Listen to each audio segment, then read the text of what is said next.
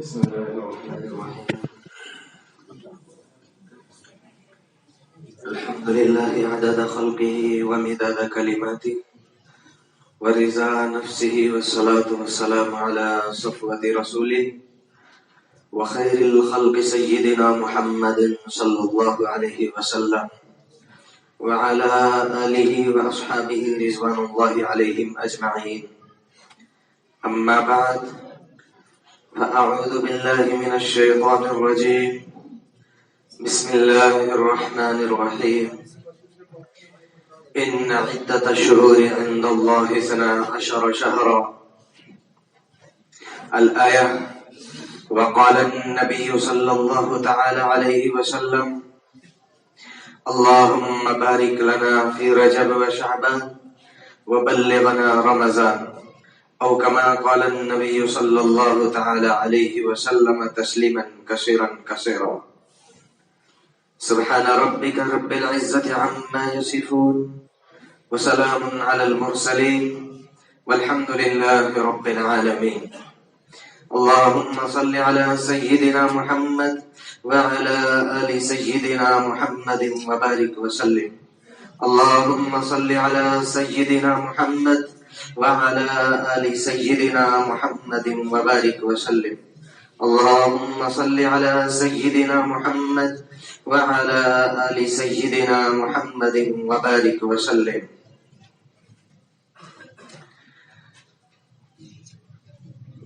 یہ مہینہ ماہ رجب المرجب شروع ہو چکا ہے. رجب کے مہینے میں ہم داخل ہو چکے ہیں. آگے شعبان اور اس کے بعد رمضان المبارک کا مہینہ آ رہا ہے.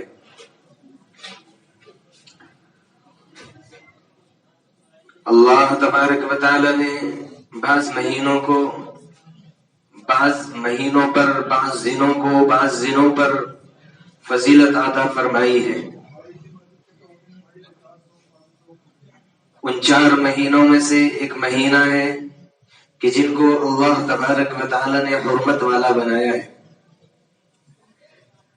رمضان المبارک کی عظمت اپنی جگہ ہے. اس میں قرآن کا نزول، اس میں اللہ کی رحمتوں کا نزول اپنی جگہ.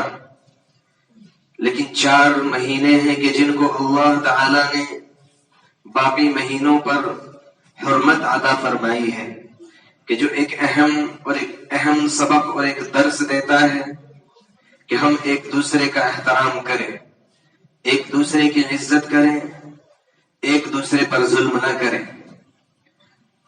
نبی آخر الزمان حضرت محمد رسول اللہ صلی اللہ تعالی علیہ وسلم نے حج کے دوران جو خطبہ ارشاد فرمایا تھا، اس میں ارشاد فرمایا: لوگوں، زمانہ اپنی اصل منزل سے گھوم کر اسی طرح واپس آ چکا ہے، اس جگہ پر کہ جس دن یہ تخلیق کیا گیا تھا زمین آسمان.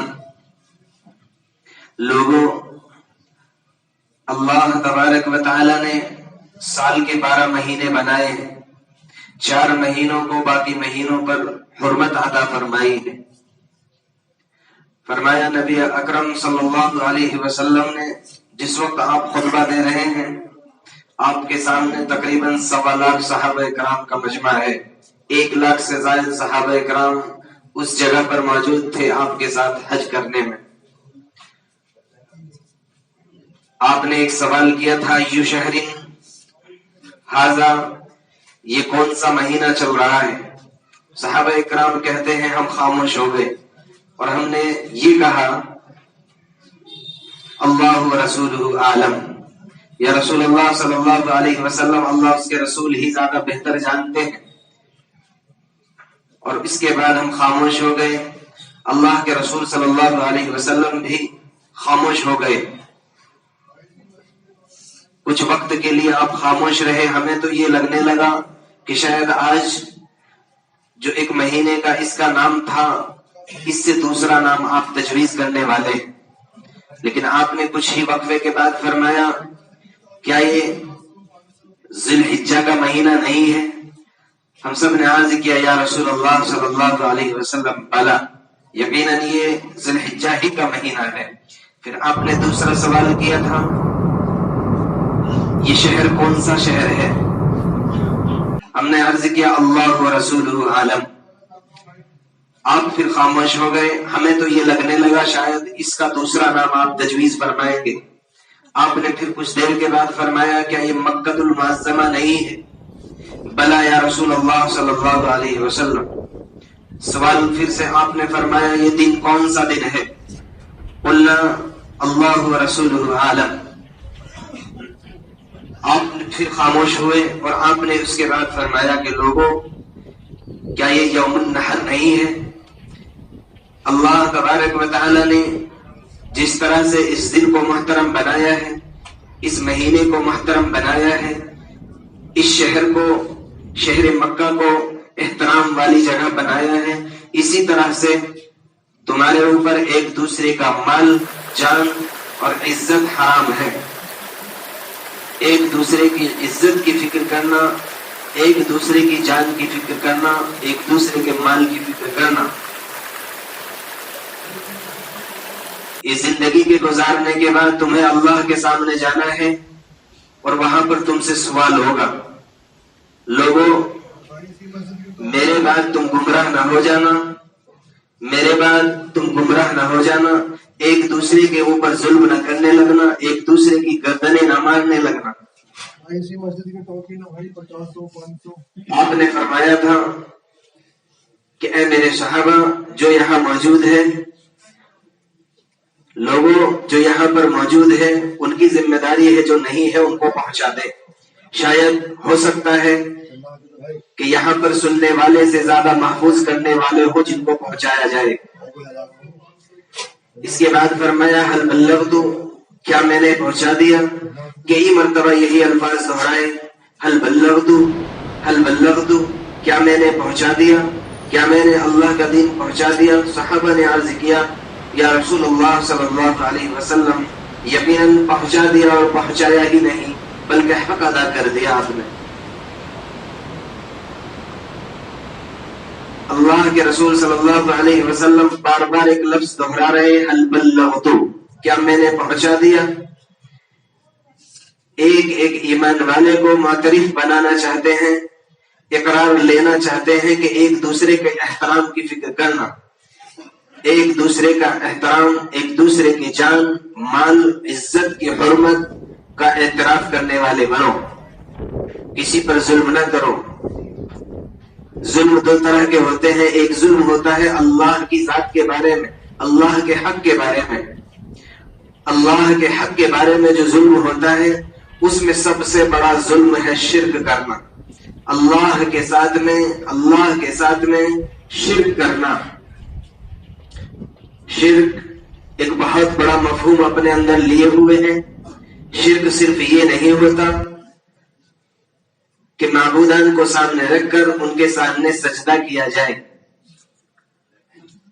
شرک صرف یہی نہیں ہوتا کہ دو معبود بنا لیے جائیں یا آلیہ ثلاثہ بنا لیے جائیں، یا حضرت عزیر علیہ السلام کو اللہ کا بیٹا، حضرت عیسیٰ علیہ السلام کو اللہ کا بیٹا، اور نہ معلوم دوسرے طریقوں سے معبودان بنا کر ان کی پوجا شروع کر دی جائے۔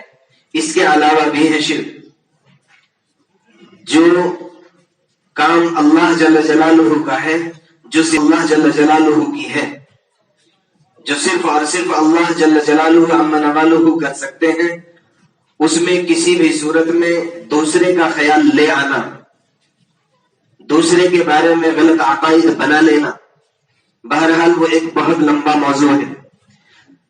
دوسرا ظلم کا تعلق ہوتا ہے حقوق العباد کے ساتھ۔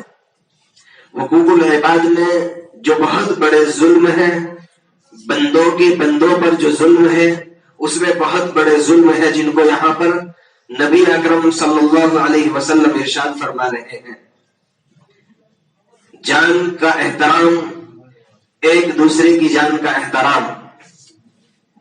من قتل نفسا بغیر نفس او فساد فی الارض فکأنما قتل الناس جميعا، جس نے ایک جان کو قتل کر دیا ناحق طریقے سے، گویا کہ ایسا ہی ہے پوری کی پوری انسانیت کو قتل کر دیا ہے اس نے. اور ایک جان کا بچا لینا ویسا ہی ہے گویا کہ پوری کی پوری انسانیت کو ایک زندگی دی ہے آپ نے. لہذا ایک دوسرے کی جان کی فکر، ایک دوسرے کے مال کی حرمت ایسے ہی سمجھنا کہ جس طرح سے اس شہر میں مکۃ المعظمہ میں اس دن یوم النحر میں اور ذی الحجہ اور اسی طرح سے ذی القعدہ، ذی الحجہ، محرم اور ایک چوتھا مہینہ ہے رجب، ان مہینوں کی حرمت بالکل ویسے ہی ہے. ایسے ہی احترام کرنے والے بنو ایک دوسرے کا. بہت سی بدعات اور بہت سے رسوم اور بہت سے رواج کہ جو ہماری زندگیوں میں نہ جانے کہاں سے آ گئے، کہاں سے داخل ہو گئے. چونکہ وقت بہت کم ہے اس لیے کچھ میں اس کے بارے میں عرض کرنا چاہتا ہوں. یہ محرم، یہ رجب المرجب کا جو مہینہ چل رہا ہے، اسی مبارک اور معظم مہینے میں ایک روایت کے مطابق، ایک کمزور روایت، ضعیف روایت کے مطابق نبی اکرم صلی اللہ علیہ وسلم کو معراج عطا فرمایا گیا ہے. معراج کا جو سفر ہوا 27 رجب المرجب کی رات کو ہوا ایک روایت کے مطابق. دوسری روایت ربیع الاول کے بارے میں ہے، اور بھی بہت سی روایات ہیں. اب باقاعدہ بعض لوگوں کا یہ خیال ہو گیا، بعض لوگوں کا یہ گمان ہوا کہ اس رات کو وہی عظمت عطا کر دی گئی کہ جیسا کہ شب قدر کی ہے، لیلۃ القدر کی فضیلت بہت زیادہ ہے، لہذا اسی طرح سے اس رات، آنے والی رات کو بھی لوگ عبادت میں مشغول ہوتے ہیں. اگلے روز روزے کا مسئلہ، روزہ رکھتے ہیں. اصل بات میرے بھائیو یہ ہے کہ سوال بھی ہوگا، چونکہ ہماری زندگی میں سوالات بہت ہیں. سوال یہ اٹھے گا، پھر ہم اپنے ہی آپ یہ سوال کرتے ہیں کہ اگر کسی نے اس رات کو عبادت کر بھی لی تو کیا برا ہوا، کون سا شراب پی لی؟ اگر کسی نے ایک روزہ رکھ بھی لیا تو کیا برائی ہو گئی؟ تو میرے بھائیو برائی یہ ہے کہ دیکھیے دین نام ہے اطاعت کا. نہ نماز میں کچھ رکھا ہے، نہ روزے میں کچھ رکھا ہے، نہ زکوٰۃ میں کچھ رکھا ہے. کچھ اگر رکھا ہے تو اللہ کے حکم میں رکھا ہے. جب اللہ کا حکم ہو رہا ہے تو نماز پڑھنے کا نماز پڑھنا ہے. اللہ کا حکم اگر ہو رہا ہے تو 2 رکعت پڑھنی ہے.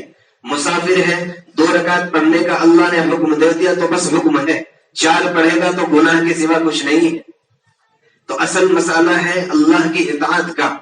یہی مسئلہ جب شروع ہوا، حضرت امیر المؤمنین حضرت عمر فاروق رضی اللہ تعالیٰ عنہ کے زمانے میں کچھ لوگوں کے بارے میں خبر ملی کہ اس دن کو ان لوگوں نے روزے کا دن بنا دیا. آپ باقاعدہ نکلے، آپ نے گھروں سے لوگوں کو نکالا، زبردستی باہر نکال کر آپ نے فرمایا تھا کہ میرے ہی سامنے کھانا کھاؤ. آپ روزہ کھلوا رہے تھے اس دن کو. ایک نارملی طریقے سے روزہ رکھا جا سکتا ہے، صرف نفل سمجھ کر، جیسے باقی ایام پورے سال میں کبھی بھی کوئی بھی روزہ رکھ سکتے ہیں، کوئی بڑا مسئلہ نہیں. لیکن کسی بھی چیز کو سنت سمجھ لینا، کسی بھی چیز کو عبادت سمجھ لینا، یہ ایک نئی بات ہوتی ہے دین کے لیے. اللہ کے رسول صلی اللہ علیہ وسلم کی زندگی میں جب یہ سفر ہوا ہے تو 5 نبوی ہے. اس کے بعد آپ کی جو زندگی ہے، آپ کی جو عمر شریف ہے 18 سال ہے. تقریباً 18 بار یہ دن آتا ہے. لیکن کبھی اللہ کے رسول صلی اللہ علیہ وسلم کچھ خاص عمل نہیں فرما رہے. صحابہ کرام کا جو زمانہ ہے 100 سال کا زمانہ، پہلی صدی، کبھی اس طرح کے کوئی رواج نہیں ہے. عجیب حال ہمارا ہے کہ ہم نہ جانے کس طرف پڑے ہوتے ہیں، نہ جانے کہاں سے بہت سی رسوم اور کوڑے اور نہ معلوم کیا کیا کہاں سے آ گئی. عجیب عجیب سوالات، نہ معلوم ہم کون سا دین سیکھنا چاہتے ہیں. ایک شخص کا فون آیا 2 روز پہلے، وہ سوال کر رہے ہیں کہ ایک نوجوان لڑکے کا انتقال ہو گیا ہے، اس کی بیوی بھی موجود ہے، اس کی ماں بھی موجود ہے. آپ بتا دیجئے ماں سے دودھ بخشوانا ہے، بیوی سے مہر باپ کرانا ہے. میرے بھائیوں کون سے دین میں ہے، کون سی زندگی گزار رہے ہیں, کون سا قرآن لیے ہوئے ہیں, ابھی تلک یہی نہیں معلوم کہ دین ہے کیا, اسلام ہے کیا. عجیب عجیب جہالت, عجیب عجیب چیزیں زندگی میں. الٹی چپل آ گئی تو نحوست ہو گئی, بائیں آنکھ پھڑا رہی ہے تو نہ معلوم کیا ہو جانے والا ہے. ہماری چھت پر برا جانور بیٹھ گیا تو یہ ہو جائے گا, بلی سامنے سے گزر گئی تو یہ ہو جائے گا. یہ تو میرے بھائیو یہ تو جہالت کی باتیں ہیں, اور یہ تو غیر ایمان والوں کے مطابق باتیں ہیں, دین سے ان کا تعلق نہیں ہے. دین تو قرآن کا نام ہے, دین تو اللہ کے رسول صلی اللہ علیہ وسلم کی زندگی کا نام ہے. عجیب بات یہ ہے کہ ماں کے اوپر تو اہم ذمہ داری ہے کہ بچے کو دودھ پلانا ہے, تو اب معافی کا کیا مسئلہ, ماں کی ذمہ داری بچے کو دودھ پلانا, اس کو پالنا, اس کے زندگی کے لیے ساری کی ساری چیزیں ماں باپ کے اوپر ضروری ہے میسر کرانا. اب جب بچہ بڑا ہو گیا تو اس کی ذمہ داری ہے کہ ماں باپ کی خدمت کرے.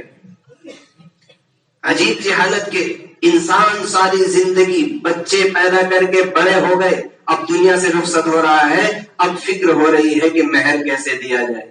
ساری زندگی مہر دینے کی فکر نہیں ہوئی. پہلی رات سے لے کر نکاح کے وقت سے لے کر ساری زندگی گزار کر اس کے ساتھ چلا گیا, کبھی مہر ہی دینے کی فرصت نہ ملی. اللہ تبارک و تعالیٰ نے اہم ذمہ داری رکھی ہے, یہ فکر میں نہ رہا کرے کہ مجھ سے میں جو ہے مہر معاف کرا لوں. اہم ذمہ داری سمجھ کر, فرض سمجھ کر, اس طور پر کہ جیسے لوگوں کا حق, لوگوں کا ایک قرض لیا ہوا ہوتا ہے, اس کو ذمہ داری سمجھ کر دینے والے بنتے ہیں, ویسے ہی ایک اہم قرض ہے, ایک اہم ذمہ داری ہے. لہذا ویسا ہی معاملہ بہن کے حقوق کا ہے, ہر ایک کے حقوق کا ہے.